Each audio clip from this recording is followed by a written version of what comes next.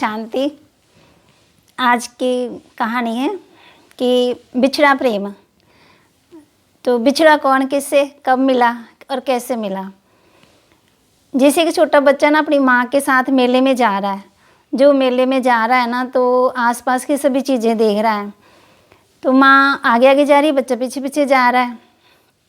तो क्या होता है कि बच्चा कहता है कि माँ को कहता है कि मैंने ना गुब्बारा लेना है। तो उसकी माँ कहती नहीं लेना है, चलो आप आगे चलो। तो वो ना पीछे मुड़ मुड़ के देखता है कि मैंने गुब्बारा लेना है, मैंने गुब्बारा लेना है। उसको ना मूड ऑफ हो जाता है बच्चे का। तो फिर आगे जाता है तो मिठाई की तरफ देखता है। तो जब मिठाई की तरफ देखता है तो कहता है कि माँ को कहता है कि मैंने मिठाई लेनी है। तो माँ कहती है नहीं, मिठाई नहीं लेनी है। तो वो फिर गुस्सा हो जाता है ना। तो फिर वो पीछे मुड़ मुड़ के देखता है, आए मैंने मिठाई लेनी थी, मैंने खानी थी। तो जैसे वो आगे जाता है तो मेले में घूम रहे होते हैं। तो जा रहा है आगे ना तो ध्यान पीछे ही है, गुब्बारे की तरफ ध्यान है और मिठाई की तरफ ध्यान है उसका। तो ऐसे ही ना जैसे मेले में जा रहे हैं, उसकी माँ आगे पीछे पीछे ना हौली हौली चल रहा है पीछे पीछे। फिर उसके बाद जब एक जगह पर ना बंदर का खेल दिखाते हैं। तो क्या करता है बच्चा छोटा अपनी माँ की उंगली उछड़ा करके ना तो धीरे से ना बंदर का खेल देखने के लिए चला जाता है। तो बंदर के खेल देखने में मस्त हो जाता है, तो भूल ही जाता है उसको। तो उसकी उधर माँ ढूंढ रही होती है कि मेरा बेटा कहाँ चला गया।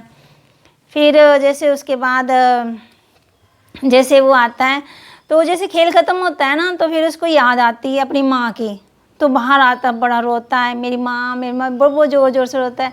एक भला सा आदमी उसको उठा लेता है और जब उठाता है उसको बड़ा प्यार करता है, उसको समझाता है, उसको रोना, चुप रहे चुप रहे चुप रहे ना, चुप करवाता है उसको। लेकिन वो चुप नहीं होता, रोता जा रहा है रोता जा रहा है। वो ना फिर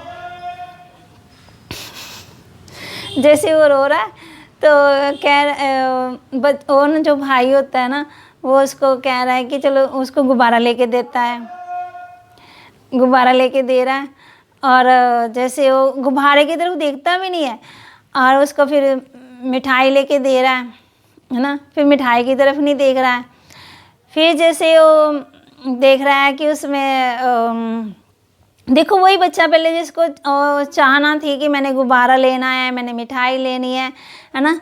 तो जब उसको मिल गई तब वो नहीं देख रहा है कि मैंने मिठाई लेनी है या कुछ लेना है।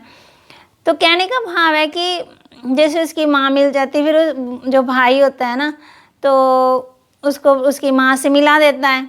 जब वो माँ से मिलाता है तो बड़ा खुश हो जाता है बच्चा। तो जब बच्चा खुश होता है, कहने का भाव है कि जैसे हम दुनिया में आए, मेला दुनिया में क्या एक मेला ही है। मेले में हम मस्त हो जाते हैं। जब धीरे धीरे ये सारे साथी बिछड़ने लगते हैं तो हम रोते हैं।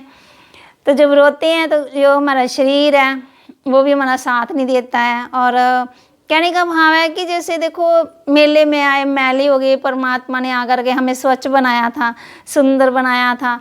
और आकर के हमें यहाँ पे अपने कर्म भी भूल गए और परमात्मा को कैसे याद करना वो भी भूल गए।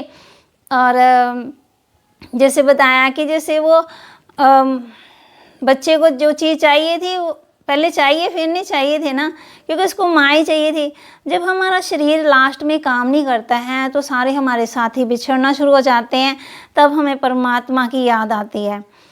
तो जैसे एक कहते भी है ना, आत्मा परमात्मा अलग रहे बहुकाल। तो परमात्मा से बिछड़ी आत्मा कब से, कि फिर एक गीत भी बताते हैं कि कब से बिछड़े आज हम आकर के कहाँ मिले।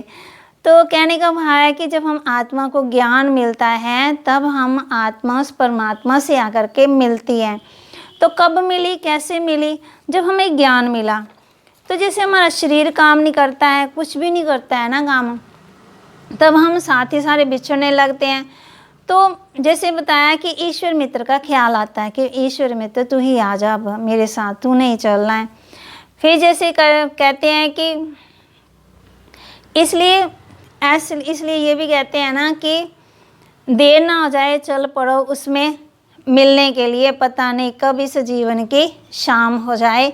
दोनों आंखें बंद होने से पहले हमारे विवेक की आंख खुल जाए, नहीं तो यात्रा के लिए ना जाने कहीं पहले प्रभु के धाम की खबर मिल जाए। तो इसमें बताया कि जैसे देखो कहानी का सार क्या निकला कि जब आत्मा उस परमात्मा के घर से आई तब बिछड़ी ना, भूल गई। अब फिर परमात्मा आकर के हमें याद दिला रहे हैं कि बच्चे अब मुझे याद करो, क्योंकि अपने घर जाना है। और जो भी है, जितना भी हो सके उस परमात्मा को याद करो। ओम शांति।